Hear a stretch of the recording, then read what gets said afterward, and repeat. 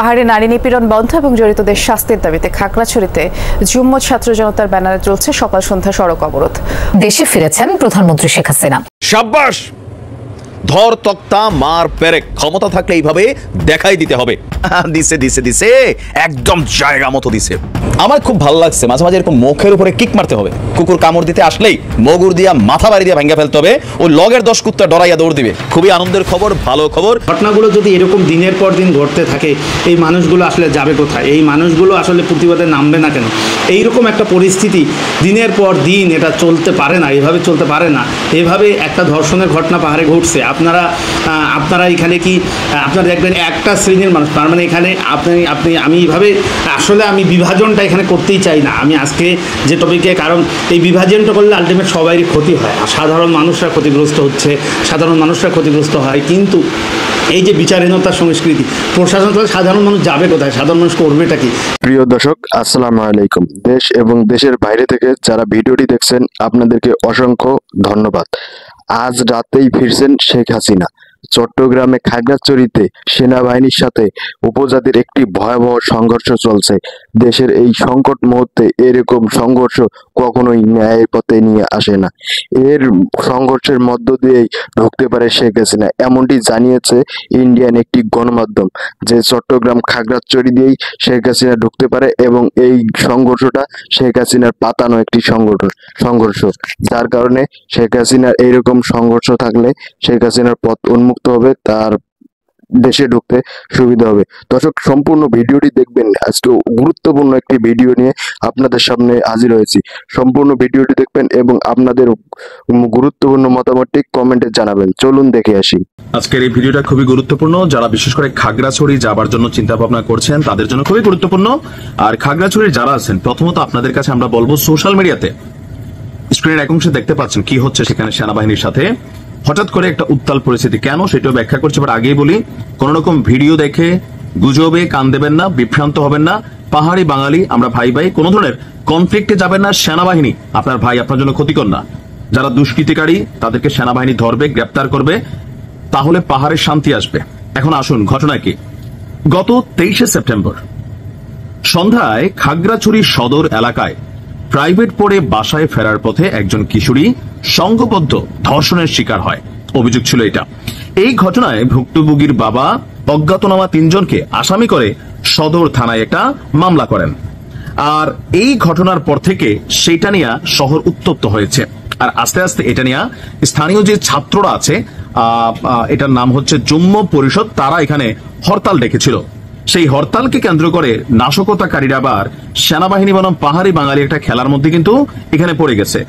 গতকালকে হুট করে আমরা দেখছি যে খাগড়াছড়িতে আইন শৃঙ্খলা পরিস্থিতি অস্বাভাবিকভাবে আপনার পতন ঘটেছে। আইন শৃঙ্খলা পরিস্থিতির খুবই খারাপ অবস্থা।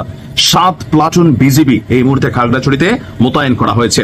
আর এই তথ্য দিয়েছেন খাগড়াছড়ি ব্যাটালিয়নের অধিনায়ক লেফটেন্যান্ট কর্নেল কামরান কবির উদ্দিন।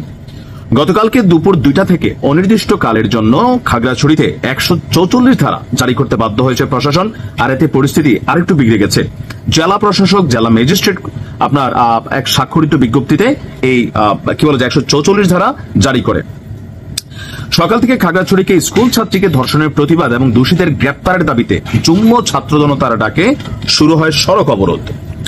আর এই ডাকের সমর্থন দিয়ে আপনার খাগড়াছড়ি জেলার বিভিন্ন জায়গায় রাস্তায় টায়ার জ্বালিয়ে পিকেটিং করে অবরোধকারীরা।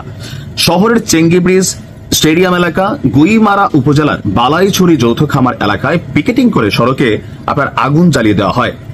আর এই অবরোধের ফলে খাগড়াছড়ি থেকে দূরপাল্লার যাত্রী এবং পণ্যবাহী যান চলাচল বন্ধ আছে। মাটিরাঙ্গায় সাপ্তাহিক হাটের দিন হলেও ক্রেতা বিক্রেতারা সেখানে উপস্থিত হতে পারেননি। একই সঙ্গে বন্ধ আছে জেলার আভ্যন্তরীণ সড়ক যান চলাচল। অবরোধ ঢাকা সহ আপনার দূরপাল্লার যে গাড়িঘোড়া আছে সবকিছু আপনার আটকা পড়ে আছে, জ্যামে পড়ে আছে। এছাড়া জেলা শহর বিভিন্ন উপজেলা শহরে ইজি বাইক, মোটরসাইকেল সহ সকল ধরনের যানবাহন এই মুহূর্তে আপনার মোটামুটি একটা ফ্রিজিং অবস্থানে আছে। খাগড়াছড়ি সাজেক পরিবহন কাউন্টারের দায়িত্বপ্রাপ্ত একজন ব্যক্তি বলছেন অন্তত 200টিরও বেশি গাড়ি সাজেকে আটকে আছে। প্রায় 2000 পর্যটক এই মুহূর্তে খাগড়াছড়িতে বন্দী। এর মাঝখানে আমরা শুনছি যে খাগড়াছড়িতে আবার আপনার পুজোকে কেন্দ্র করে এক মন্দিরের মধ্যে নাকি কাদেরকে পাওয়া গেছে, এদের কাছে অস্ত্র পাওয়া গেছে। আমি এই ভিডিও সত্যতা জানি না, সোশ্যাল মিডিয়াতে কেউ কেউ বলছেন যে পাহাড়িরা দখল করে ফেলতেছে, সেনাবাহিনীর বিরুদ্ধে হামলা হয়েছে, নানান ধরনের বক্তব্য কিন্তু এখন আসছে। বাঙালিরা জায়গা ওঠো ভাই, সেনাবাহিনী আছে পাহাড়ে, তারা দেখভাল করতেছে, সরকারের পক্ষ থেকে সর্বোচ্চ ব্যবস্থা নেওয়া হচ্ছে। কারুর কান কথায় অথবা কোন রকম কথাবার্তা শুই না আপনি হুট করে রাস্তায় গিয়ে কোনো ধরনের অনৈতিক কর্মকাণ্ড, পিকেটিং, রাষ্ট্রীয় কোনো সম্পত্তি ভাঙচুর, অন্য কারুর বাড়ি ঘর এগুলাতে হাত দিবেন না, কারণ এই পরিস্থিতিটাকে দুষ্কৃতিকারীরা কাজে লাগে। দিন শেষে বাংলাদেশ আমার আপনার, ধর্ম যাই হোক, রাজনৈতিক দল যাই হোক, এই ধরনের সিচুয়েশন যেন কোনোভাবেই আমরা নিজেদেরকে সম্পৃক্ত না করি। সেনাবাহিনীকে সহযোগিতা করবেন, আইন শৃঙ্খলা বাহিনীকে সহযোগিতা করবেন। আর যারা ডক্টর ইউনূসের এই সরকারকে একটা কথা বলা যায়, মেরুদণ্ডহীন একটা সরকার, আমি এই কারণে বলি, উপদেষ্টা আসিফ নজরুল, ওনার উপর আমার প্রচন্ড গোসা। যে আগে ভাবতাম, মানে মনে হইতো যে উনি আসলে ওনার যে কান্দাকার ছিল, আল্লাহ আমি যদি একবার জীবনে, তো আপনি তো হয়েছেন স্যার, আপনি ক্ষমতায় আসার পর এই দেশে যে পরিমাণ ধর্ষণ হয়েছে, একটা ধর্ষণের পাবলিক পানিশমেন্ট দিচ্ছেন, একটা ধর্ষণের সাজা নগদে দিচ্ছেন, সেই চিরাচরিত প্রচলিত নিয়মে আপনারা পুশিন করে দিচ্ছেন যে চলুক 20 বছর রাষ্ট্রের টাকা দিয়ে বাঁচবে খাবে। আমি বারবার বলি, যদি কোনো ধর্ষণ প্রমাণিত হয়ে যায়, ফুটেজ থাকে, ধর্ষিত হয়েছে মানে ঘটনা শেষ, তার পাবলিকলি এমন দৃষ্টান্তমূলক শাস্তি দিতে হবে যে দৃশ্য সারা বাংলাদেশের ক্যামেরা প্রচারিত করবে, সোশ্যাল মিডিয়া প্রচারিত করবে যে ধর্ষকের শাস্তি কি হয়। আমরা এটা এস্টাবলিশ করতে পারি নাই।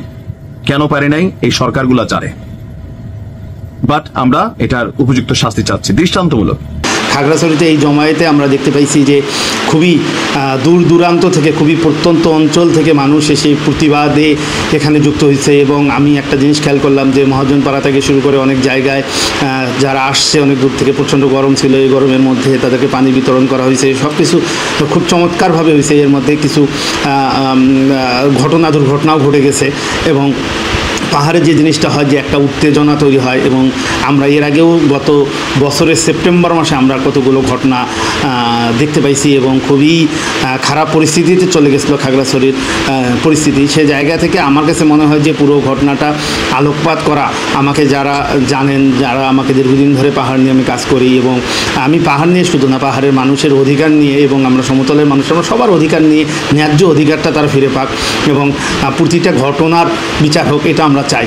এখন আমরা যদি এই ঘটনাগুলো যদি আমরা একটু ধারাবাহিকভাবে দেখি, মানুষের প্রথম সংকটটা আমার কাছে মনে হয়েছে সেটা হলো যে অতীতে যে পাহাড়ে ঘটনাগুলো ঘটছে, এবং এই খাগড়াছড়িতেই ধরুন, আমি যদি খাগড়াছড়ির উদাহরণও টানি, অতীতে খাগড়াছড়িতে যতগুলো ধর্ষণের ঘটনা ঘটছে, যতগুলো মানুষ এখানে নিপীড়ন নির্যাতনের শিকার হয়েছে, এবং যতগুলো মানুষের মৃত্যু ঘটছে, এবং যতগুলো মানুষের বাড়িঘর অগ্নিসংযোগ, লুটপাট, যতগুলো মানুষ এখানে আসলে ক্ষতিগ্রস্ত হয়েছে, সে কোনো ঘটনারই কিন্তু সুষ্ঠু বিচার এখন পর্যন্ত কিন্তু কোনো ঘটনা, নট এ সিঙ্গেল একটা ঘটনার আমরা কিন্তু কোনো বিচার বা এই জাতীয় কোনো কিছু দেখিনি। এবং সব সময় আমরা দেখে গেছি যে প্রশাসন থেকে যে জিনিসটা করা হয়েছে, যে সেটা হলো যে তারা এই ঘটনাগুলোকে কীরকম যেন একটা ধামাচাপা দেওয়ার চেষ্টা করা হয়েছে। এটা অতীতেও ঘটছে, এটা বর্তমানেও ঘটতেছে, এটা আমি জানি না ভবিষ্যতেও ঘটবে কিনা, কিন্তু আমরা চাই না এটা ভবিষ্যতে ঘটুক। এবং এই কারণেই সাধারণ মানুষরা কিন্তু রাস্তায় নামছে, এবং সাধারণ মানুষরা আমি দেখলাম খুবই প্রত্যন্ত অঞ্চল থেকে, অনেক দূর দূরান্তের অঞ্চল থেকে গাড়িতে করে এত মানুষের জমায়েত হয়েছে খাগড়াছড়িতে। আমার কাছে মনে হয় যে স্মরণকালে গত সেপ্টেম্বরেও একটা বড় জমায়েত হয়েছিল, গত বছরের সেপ্টেম্বরেও আপনারা জানেন যে তখন আমার এখনও মনে আছে, আপনাদের মনে আছে কি না, রাঙ্গামাটিতে অনিককে পিটায় মারাই ফেলা হলো, এবং পরবর্তীতে আমরা দেখলাম যে তার আগে যে ধনঞ্জয়, রুবেল, জুনান, তিনজনকে মেরে ফেলা হলো। এবং এটারও কিন্তু কোনো বিচার বা এই জাতীয় কোনো কিছু কিন্তু আমরা এই ঘটনাগুলোর কিন্তু সুষ্ঠু কোনো বিচার হয়নি। এবং এই ঘটনাগুলোর একটা রেস্ট তো আছেই, তার সঙ্গে ধর্ষণের ঘটনা যতগুলো পাহাড়ে ঘটছে সে ঘটনাগুলোরও কিন্তু কোনো বিচার হয়নি। এই যে বিচারহীনতার সংস্কৃতি, পুরনো কথা কেন টানতেছি, বিচারহীনতার যে এই সংস্কৃতি দিনের পর দিন চলতে থাকে, এটা মানুষকে একটা আস্থাহীনতার একটা বড় ধরনের সংকটে ফেলে, যেটা এখন পার্বত্য চট্টগ্রামে ঘটতেছে। আমরা আগেও বলার চেষ্টা করছি, আমরা সবসময় বলার চেষ্টা করি, আমরা প্রশাসনকে সবসময় বলার চেষ্টা করি, আমরা আন্দোলন সংগ্রামের মাধ্যমে, আমরা প্রতিবাদের মাধ্যমে, আমাদের নিজ নিজ জায়গা থেকে, নিজ নিজ অবস্থান থেকে প্রতিবাদের মাধ্যমে আমরা কিন্তু সবসময় বলার চেষ্টা করছি, এই ঘটনাগুলো আলোকপাত করার চেষ্টা করছি। এই ঘটনাগুলো যদি এরকম দিনের পর দিন ঘটতে থাকে, এই মানুষগুলো আসলে যাবে কোথায়? এই মানুষগুলো আসলে প্রতিবাদে নামবে না কেন? এইরকম একটা পরিস্থিতি দিনের পর দিন এটা চলতে পারে না, এভাবে চলতে পারে না। এভাবে একটা ধর্ষণের ঘটনা পাহাড়ে ঘটছে, আপনারা এখানে কি আপনারা দেখবেন একটা শ্রেণীর মানুষ, তার মানে এখানে আমি এইভাবে আসলে আমি বিভাজনটা এখানে করতেই চাই না আমি আজকে যে টপিকে, কারণ এই বিভাজনটা করলে আলটিমেট সবারই ক্ষতি হয়, আর সাধারণ মানুষরা ক্ষতিগ্রস্ত হচ্ছে, সাধারণ মানুষরা ক্ষতিগ্রস্ত হয়। কিন্তু এই যে বিচারহীনতার সংস্কৃতি, প্রশাসন তাহলে সাধারণ মানুষ যাবে কোথায়, সাধারণ মানুষ করবেটা কি? সাধারণ মানুষ একদিকে যেমন প্রশাসন এগুলোর কোনো বিচার করতেছে না, প্রতিটা ঘটনার রেশ কেটে গেলে পরবর্তীতে ভিকটিমরা কিন্তু এগুলো বিচারও পায় না। এবং এর আগে কিন্তু যতগুলো ঘটনা ঘটছে আপনারা খেয়াল করবেন যে পার্বত্য চট্টগ্রামে যতগুলো ঘটনা ঘটে, যতগুলো ধর্ষণের ঘটনা ঘটছে, আপনি দেখতে পারবেন না যে পার্বত্য চট্টগ্রামে এই জিনিসগুলোর সুষ্ঠু বিচার হয়েছে। চিংমা খিয়াং যে মারা গেল আপনাদের মনে আছে থানচিতে, তার পোস্টমর্টেম রিপোর্ট কিন্তু এখন পর্যন্ত 5 মাস 6 মাসে হয়ে গেল, এখন পর্যন্ত কিন্তু আসেনি, অথচ তখন কিন্তু এটা খুবই আলোচিত ঘটনা। তাহলে মানুষ যাবে কোথায় আসলে? মানুষের যে এই যে বিচারহীনতার সংস্কৃতি যে চলতে আছে, ন্যায় অন্যায়, আপনারা ধর্ষণ যে একটা অপরাধ, আমি পাহাড়ি বাঙালি এখানে এখন টানতেইছি না, আপনাদের যদি বিবেক থাকে একটু বলেন তো, ধর্ষণ তো একটা অপরাধ। এই অপরাধটাতে যে সাধারণ মানুষরা যে রাস্তায় নামছে, এটার প্রেক্ষিতে আপনাদের আগের দিন রাতে একজনকে, প্রতিবাদকারীকে একজনকে আপনাকে গ্রেপ্তার করতে হলো কেন? কি দরকার, কি প্রয়োজন ছিল? এই যে উত্তেজনা তৈরি হয় কীভাবে? তারা কি জানে না? তাদের তো না জানলে জানা উচিত ছিল এই যে ব্যাপারগুলো। এবং এখনও শুনতেছি যে তাকে নানাভাবে হুমকি দেওয়া হচ্ছে, তাকে ডাকা হচ্ছে, তাকে বিভিন্নভাবে, এই জিনিসগুলো পার্বত্য চট্টগ্রামে খুবই এইটা আস্থাহীনতার সংকট, এমনিতে আস্থাহীনতায় ভরে গেছে পার্বত্য চট্টগ্রামে। একটা আপনার পাহাড়ি এবং বাঙালি এই ঘটনাগুলো আনতে হচ্ছে, এবং তাদের মধ্যে কি আস্থার সম্পর্ক আছে? আস্থার সম্পর্ক নাই তো। পরিস্থিতি এমন জায়গায় চলে গেছে, এমনভাবে ঘটনাগুলো উপস্থাপিত হয়েছে, এমনভাবে এই ঘটনাগুলো চলে গেছে, সেই ঘটনাগুলো এত দূর চলে গেছে। রাষ্ট্রের উচিত কী ছিল? রাষ্ট্রের উচিত ছিল এই ঘটনাগুলোর পুঙ্খানুপুঙ্খানু বিচার করা। বিচার যদি আজকে রাষ্ট্র করতো এই ঘটনাগুলোর, তাহলে কিন্তু আজকে ঘটনাগুলো এই জায়গায় আসে না। এখন একটা অদ্ভুত সংকটের মধ্য দিয়ে যাচ্ছে। আপনারা দেখেন এই সংকট শুধু বাড়তেই আছে। এই সংকট বাড়ার ফলে কারা লাভবান হচ্ছে? কেউই লাভবান হচ্ছে না। আপনি যখন ধ্বংসযজ্ঞ করবেন, আপনি যখন আন্দোলন সংগ্রাম করবেন, যখন আপনি, এটা কে চায় ভাই? ঘর থেকে বের হয়ে এসে এই রোদের মধ্যে এতগুলো মানুষ যে দাঁড়াইছে, তারা কিন্তু বিচারের দাবিতেই দাঁড়াইছে। কিন্তু আপনি যদি বিচারটা সঠিকভাবে করতে পারতেন, আপনি যদি বিচারটা পার্বত্য চট্টগ্রামের সাধারণ মানুষরা, পাহাড়িরা যদি তাদের ন্যায্য অধিকারটা ফিরে পাইতো, তারা যদি তাদের যে কোনো ঘটনা, তাদের সঙ্গে যতগুলো অনাকাঙ্ক্ষিত ঘটনা ঘটছে, সেই ঘটনাগুলো যদি বিচার হতো আজকে, তাহলে তো আজকে এই পরিস্থিতি তৈরি হয় না। তাহলে এই পরিস্থিতি তৈরির জন্য এক প্রকার কিন্তু আমাদের যে আজকে যে প্রশাসন যে অবস্থা আছে, প্রশাসন অনেকাংশে দায়ী এই কারণে তারা তাদের দায়িত্বটা কিন্তু সঠিকভাবে পালন করেনি। তারা যদি তাদের সঠিকভাবে দায়িত্ব পালন করতো, আজকের ঘটনাগুলো কিন্তু দিনের পর দিন কিন্তু এই জায়গায় চলে আসতো না। এবং আপনারা জানেন যে পার্বত্য চট্টগ্রাম একটা বড় ধরনের সংকট, এটার বাহিরেও যে কারণে আস্থাহীনতা তৈরি হয়েছে মানুষের মধ্যে। এর আগে আমরা গত বছর সেপ্টেম্বরে আমরা যে ঘটনাগুলো দেখছি, আমার বন্ধুবান্ধবদের কথাই বলি, আমার বন্ধুবান্ধব মহাজনপাড়াতে অনেকগুলো দোকানপাট ভাঙচুর করা হয়েছে, লুটপাট করা হয়েছে। সেই ঘটনাগুলোর কি যারা দোষী তাদের তো সিসিটিভি ফুটেজ, আমি লাইভ ভিডিওতে তাদেরকে দেখছি, তাদেরকে কি গ্রেপ্তার করা হয়েছে?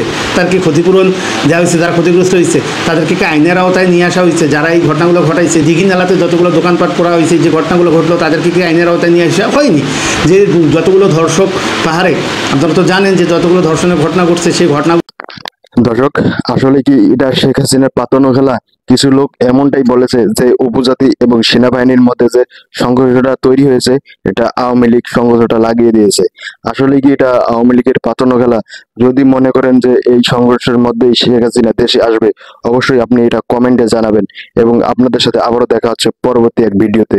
আল্লাহ হাফেজ।